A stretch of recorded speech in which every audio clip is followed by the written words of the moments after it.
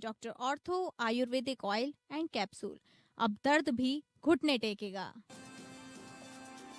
बिहार दौरे पर अमित शाह। सीमांचल जिला किशनगंज में अमित शाह गरजे। सीमांचल में घुसपैठ बर्दाश्त नहीं, 10 किलोमीटर दायरे में अवैध ढांचे हटेंगे, चुन चुनकर घुसपैठियों को किया जाएगा बाहर।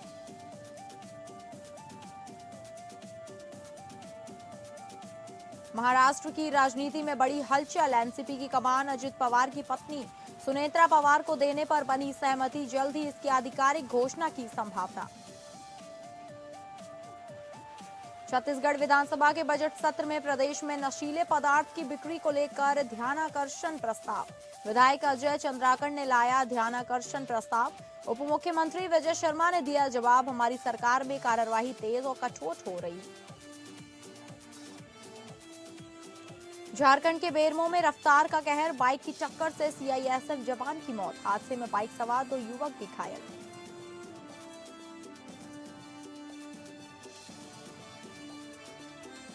नमस्कार, आप सभी का स्वागत है स्टेट लाइव में और मैं हूं आपके साथ अंकिता सिंह। स्टेट लाइव की शुरुआत करेंगे बिहार की खबरों से, जहां गृह मंत्री अमित शाह सीमांचल दौरे पर हैं। यहां उन्होंने एक कार्यक्रम के दौरान कहा, घुसपैठियों को हटाना सिर्फ चुनावी मुद्दा नहीं बल्कि मोदी सरकार का दृढ़ संकल्प है।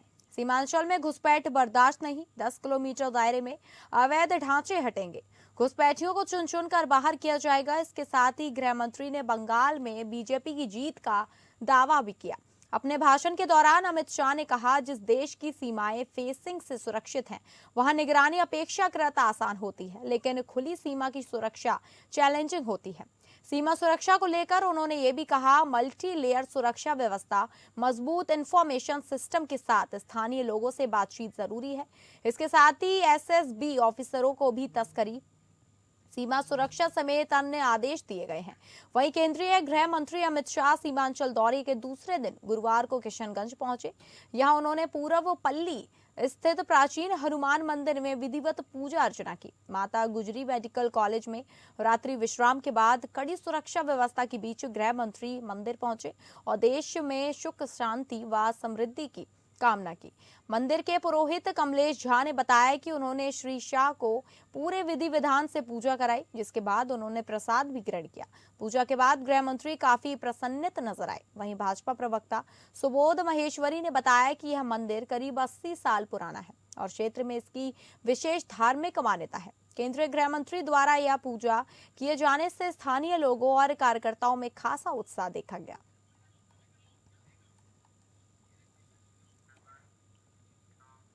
भागलपुर में नशे के कारोबार के खिलाफ पुलिस ने बड़ी कार्रवाई की है। भागलपुर के ईशा कवच थाना क्षेत्र में गुप्त सूचना के आधार पर छापेमारी कर पुलिस ने 6220 पीस कोडीन युक्त सिरप बरामद किया है। यह कार्रवाई छटपटी पोखर बौंसी पुल के समीप की गई, जहां एक गोदाम में भारी मात्रा में प्रतिबंधित सिरप रखे जाने की सूचना मिली थी। पुलिस को जानकारी मिली थी कि छत्रपति रोड किनारे स्थित गोदाम से लाल ऑटो के जरिए कोडीन सिरप की सप्लाई की चल रही है।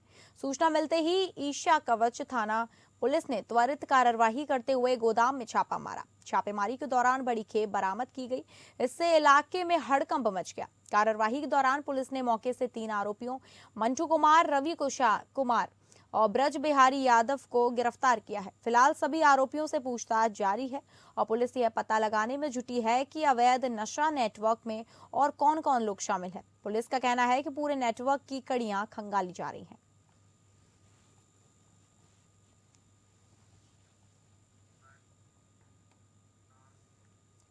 भागलपुर के मायागंज स्थित जवाहरलाल नेहरू चिकित्सा महाविद्यालय अस्पताल से एक दुखद खबर सामने आई है।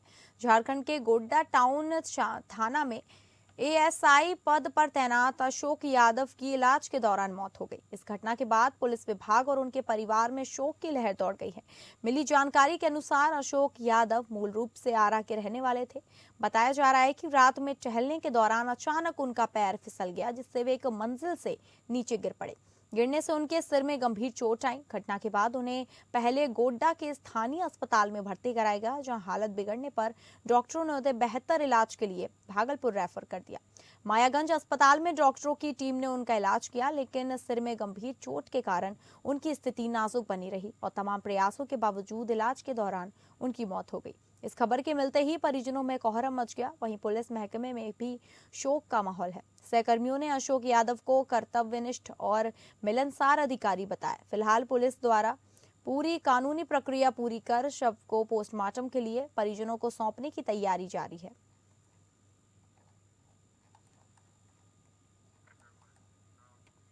अब बात करेंगे झारखंड की खबरों की, जहां झारखंड विधानसभा में प्रश्नकाल के साथ बजट सत्र के 7वें दिन की कार्रवाई शुरू हुई।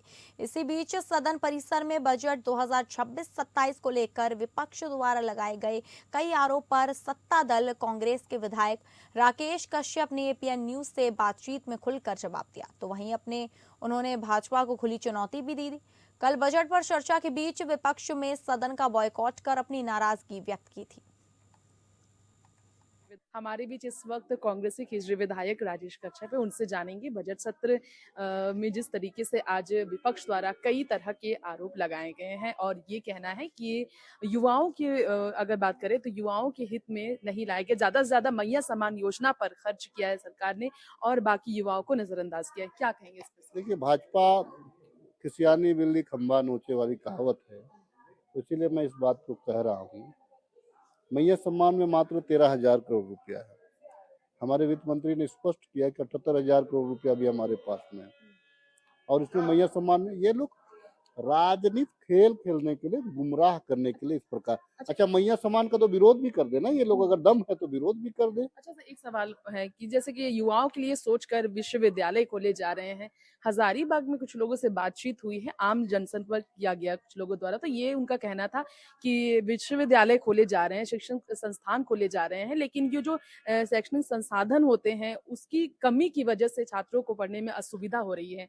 छात्रवृत्ति को लेकर भी इसलिए बार बार सवाल उठ रहे हैं, इसे लेकर ज्यादा जोर नहीं दिया गया सत्र में। ना ना ना, इसमें है, कैसे नहीं है। हम तो रीजनल लैंग्वेज को लेकर के भी आगे बढ़ रहे हैं। आप मतलब लोगों को बरगला रहे हैं। यार, एम्बुलेंस केस में दुर्भाग्यपूर्ण है। उस दिन का मौसम खराब था, ये वैज्ञानिक भी कह रहे हैं। 19 साल पुराना था, ये भी आपको सामने आ रहा है। तब तो जो जो वहाँ पे जो महाराष्ट्र के जो मुख्यमंत्री हुए उनके रीजन, उसके बारे तब क्या कहेंगे ये लोग? मतलब इसको मरवा दिया क्या वो लोग?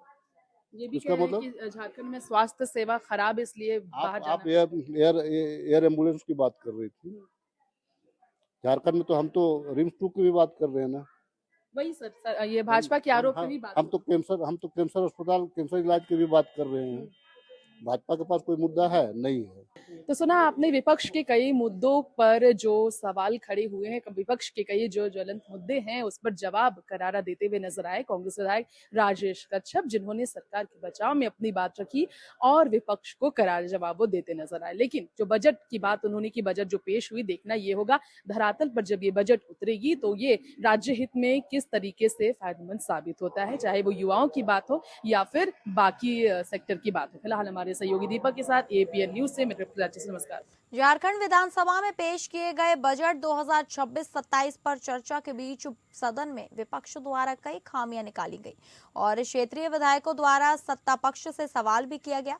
ऐसे में संतोषजनक जवाब नहीं मिलने पर सदन का बहिष्कार करते हुए विपक्ष के कई विधायक कार्यवाही पूरी होने से पहले ही बाहर निकल गए। इसी बीच पूर्व शिक्षा मंत्री एवं कोडरमा विधायक डॉक्टर नीरा यादव, बाघमारा विधायक झुल्लू महतो और गढ़वा जिले के विधायक सत्येंद्र नाथ तिवारी ने हमारी संवाददाता तृप्ति सिंह से बातचीत में अपनी बातें रखी। हम लोग जानने की कोशिश किए कि बजट में आपका विजन क्या है, झारखंड को आपने क्या दिया, यहाँ के लोगों के लिए क्या आपके पास योजनाएं हैं। क्या जवाब? लेकिन ये जवाब देने से बचते रहे और सीधे ये केंद्र पे चले जाते हैं। इनका कोई भी जवाब नहीं आता है, केवल केंद्र की शिकायत करते रहते हैं कि केंद्र ने हमारे साथ ये किया, वो किया, सौतेला व्यवहार किया। अरे आप झारखंड को क्या देने वाले ये तो बताइए, लेकिन ये बताने में सक्षम नहीं है, इसलिए हम लोगों ने वॉकआउट करके चल दिया। नहीं, आज तक मैं चर्चा में भाग नहीं लिया, लेकिन पिछले बजट को अगर आप देखेंगे, पिछले बजट का जो हफ्र हुआ वही इस बजट का भी वही हाल है। कहीं कोई ग्राम गांव बेरोजगारी, इस पर कोई चर्चा नहीं। सबसे बड़ा इसमें देखिए, आप देखिए मैया सम्मान योजना पर सरकार काफी फोकस करती है। मैया सम्मान का पोर्टल आज बंद है।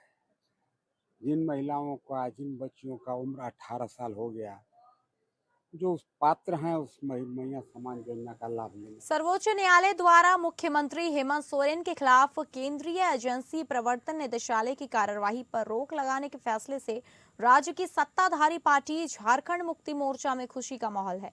इस क्रम में पार्टी के केंद्रीय महासचिव विनोद पांडे ने मीडिया से बातचीत में प्रतिक्रिया व्यक्त कर अदालत के फैसले का स्वागत किया। तो वहीं उन्होंने अप्रैल माह से झारखंड में लागू होने जा रहे SIR और निकाय चुनाव में गड़बड़ी के मुद्दे पर भी खुलकर अपना जवाब दिया।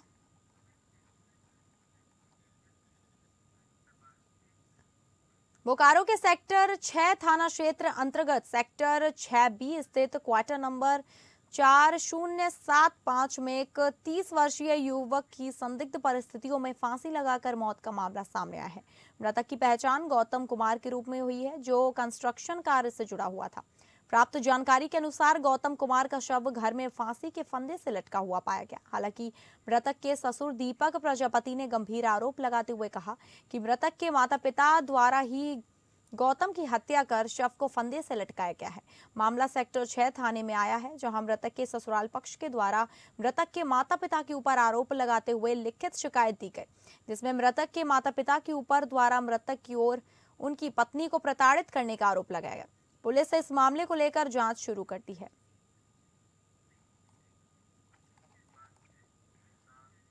बेरमो में रफ्तार का कहर देखने को मिला, जहां तेज रफ्तार बाइक की टक्कर से CISF के 34 वर्षीय जवान सुनील कुमार की दर्दनाक मौत हो गई। हादसा गांधीनगर थाना क्षेत्र में CISF कॉलोनी के पास दुर्गा मंदिर के समीप हुआ। बताया जा रहा है कि सुनील कुमार बाजार जा रहे थे, तभी पीछे से आ रही बाइक ने जोरदार टक्कर मार दी। हालत गंभीर में उन्हें केंद्रीय अस्पताल ढोरी ले जाया गया, जहां डॉक्टरों ने उन्हें मृत घोषित कर दिया।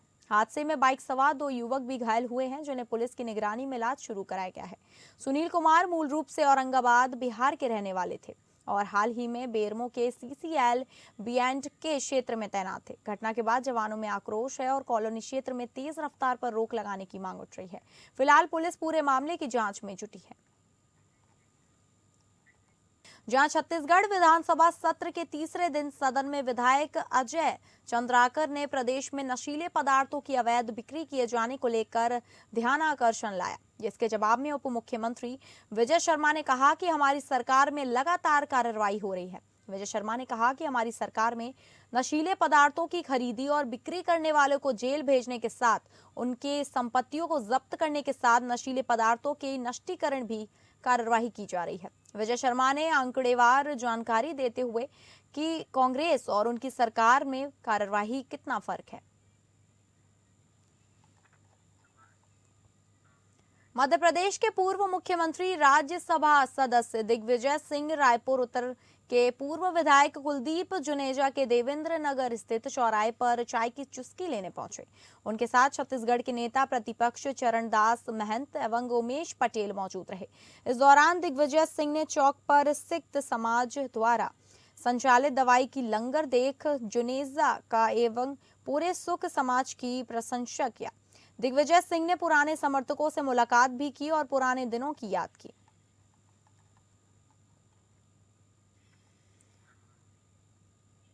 सूरजपुर के डॉक्टर श्यामा प्रसाद मुखर्जी ऑडिटोरियम तिलसिम्बा में जल संचयन जन भागीदारी अभियान के तहत एक दिवसीय कार्यशाला आयोजित की गई। मुख्य अतिथि सरगुजा सांसद चिंतामणि महाराज ने जल संरक्षण को समय की सबसे बड़ी आवश्यकता बताया। कार्यशाला में केंद्रीय भूजल बोर्ड रायपुर से पहुंचे भूगर्भ वैज्ञानिकों ने जिले के सरपंच, उप सरपंच और जनप्रतिनिधियों को जल संचय और प्रबंधन की विस्तृत जानकारी दी। सांसद चिंतामणि महाराज ने कहा कि पारंपरिक जल स्रोतों के सूखने से भूजल पर निर्भरता बढ़ी है और अत्यधिक दोहन से जल स्तर लगातार गिर रहा है। ऐसे में वैज्ञानिक खेती और जल संरक्षण को जन आंदोलन बनाने की जरूरत है। का कैटेगरी 3 में हम लोग का जो काम हुआ है उसमें 12वां स्थान प्राप्त हुआ है। इस साल हम लोग जब काम शुरू किए हैं, अभी टॉप परफॉर्मिंग डिस्ट्रिक्ट्स पहले 5 जिले में सूरजपुर भी अच्छा इस साल काम कर रही है। लगभग 8,571 हमारे वाटर बॉडी से जल संरचनाएं हैं उसका हमने ऑलरेडी जियो टैगिंग किया है और आगे काम करना है। रायपुर शहर के समस्त तालाबों की सफाई, सुरक्षा, गहरीकरण एवं संरक्षण के लिए नगर निगम को ग्रीन आर्मी ने अमिताभ दुबे के नेतृत्व ज्ञापन दिया और कहा कि अगर नियम हमारी मांगों को पूरा नहीं करती तो हम उग्र आंदोलन करेंगे। इस तरह उन्हें ज्ञापन देंगे। हमारी संस्था ग्रीन आर्मी छत्तीसगढ़ विगत 9 वर्षों से रायपुर के जल स्रोतों के संरक्षण हेतु कार्यरत है। वर्तमान में शहर के प्रमुख तालाबों एवं नदी की स्थिति अत्यंत चिंताजनक है, जिस पर तत्काल कार्यवाही अपेक्षित है। महाराजबंद तालाब में अतिक्रमण एवं मलबा डालकर पाटने की घटना गंभीर है। पुनः सीमांकन पर मलबा एवं अवैध निर्माण तत्काल हटाए जाएं तथा फेसिंग की जाए। गजराज बांध क्षेत्र की सफाई एवं संरक्षण हेतु विशेष अभियान चलाया जाए। सर्वोदय तालाब के आरक्षित क्षेत्र से अवैध निर्माण हटाया जाए। खारूद नदी में प्रदूषण, गंदगी एवं अतिक्रमण पर प्रभावी नियंत्रण कर नियमित सफाई अभियान संचालित किया जाए। बावाकुटी तालाब रायपुरा की नियमित सफाई एवं संरक्षण व्यवस्था सुनिश्चित की जाए।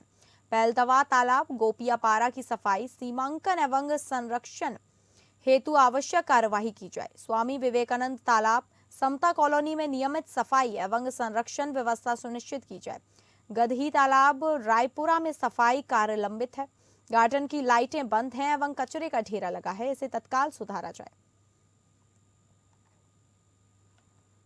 उस तालाबों की गहरीकरण के लिए और साफ सफाई के लिए लगातार हम यहाँ ज्ञापन दे रहे हैं और आज हमारे ज्ञापन का 9वां डे है, 9वां दिन है और लगातार जब तक इन तालाबों की स्थिति ठीक नहीं होगी ग्रीन आर्मी नियमित रूप से रोज दोपहर के 4 बजे से 5 बजे के बीच में रोज हम यहाँ ज्ञापन देंगे।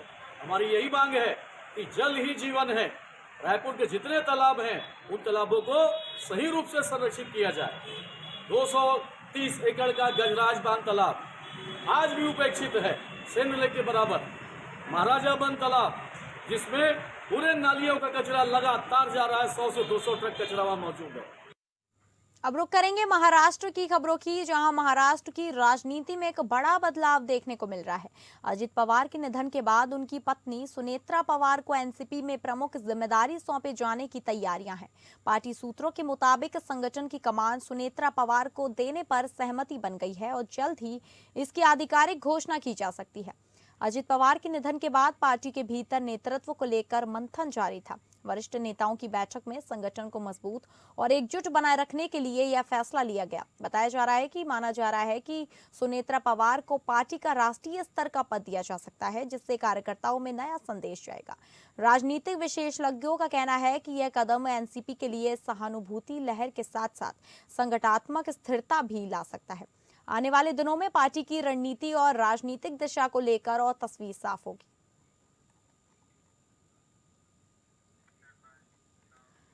पनवेल से करजत के बीच बन रहा 29.6 किलोमीटर लंबा रेल कॉरिडोर अब अपने अंतिम चरण में पहुंच चुका है। इस महत्वाकांक्षी परियोजना का करीब 80% काम पूरा हो चुका है और आने वाले कुछ महीनों में पूरी लाइन तैयार होने की संभावनाएं भी जताई जा रही हैं। रेलवे अधिकारियों के अनुसार यह कॉरिडोर क्षेत्र की यातायात व्यवस्था में बड़ा बदलाव लाएगा।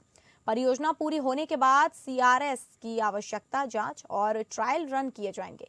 इसके पश्चात मध्य रेलवे नया टाइम टेबल जारी कर इस मार्ग को यात्रियों के लिए खोल देगा। अगले साल से पनवेल से करजत के बीच यात्रा पहले की तुलना में अधिक तेज और सुविधाजनक हो जाएगी। करीब 2782 करोड़ रुपए की लागत से बन रही इस चौथी रेल लाइन के शुरू होने के बाद पनवेल से करजत तक का सफर मात्र 30 मिनट में पूरा किया जाएगा। इस कॉरिडोर के तहत पनवेल, मोहेपे, चिखले चौक और करजत सहित कुल 5 स्टेशन पर सीधी रेल सेवा उपलब्ध होगी। मार्च 2026 तक परियोजना पूरी होने की उम्मीद है, जिससे हजारों दैनिक यात्रियों को बड़ी राहत मिलेगी।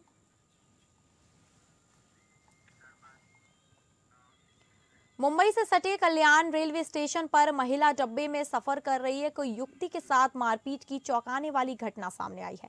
बताया जा रहा है कि यह घटना कल्याण से बदलापुर की ओर जाने वाली लोकल ट्रेन में हुई। जब ट्रेन स्टेशन से रवाना हो रही थी तो उसी दौरान युवती के चढ़ने को लेकर विवाद शुरू हो गया। आरोप है कि डिब्बे में मौजूद 3 से 4 महिला यात्रियों ने युवती पर हमला कर दिया। उसके बाल खींचे, लात घूंसों से मारपीट की गई और जबरन उसे डिब्बे से नीचे उतार दिया गया।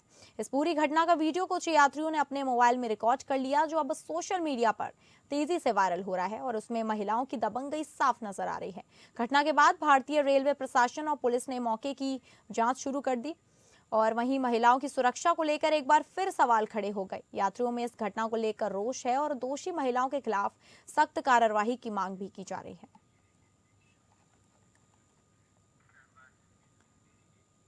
महाराष्ट्र के उल्हासनगर से खबर सामने आ रही है, जहां शिंदे गुट के एक पूर्व नगर सेवक के बेटे पर गुंडागर्दी का आरोप लगा है। सोशल मीडिया पर तेजी से वायरल हो रहे एक वीडियो में एक युवक को बेल्ट से बेरहमी से पीटते हुए देखा जा सकता है। बताया जा रहा है कि यह घटना कैंप क्रमांक 3 स्थित शांति नगर इलाके की है। वायरल वीडियो में साफ नजर आ रहा है कि एक युवक को सड़क किनारे बेल्ट से मारा जा रहा है। आरोप है कि मारपीट करने वाला युवक पूर्व नगर सेवक का बेटा है। वीडियो सामने आने के बाद इलाके में हड़कंप मच गया और स्थानीय लोगों में आक्रोश भी देखा जा रहा है।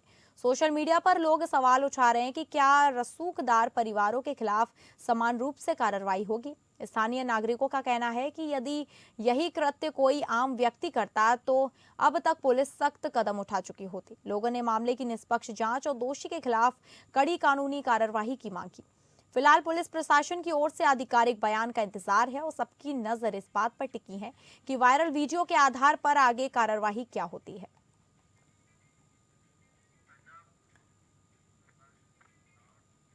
तो फिलहाल स्टेट लाइव में बस इतना ही। नमस्कार।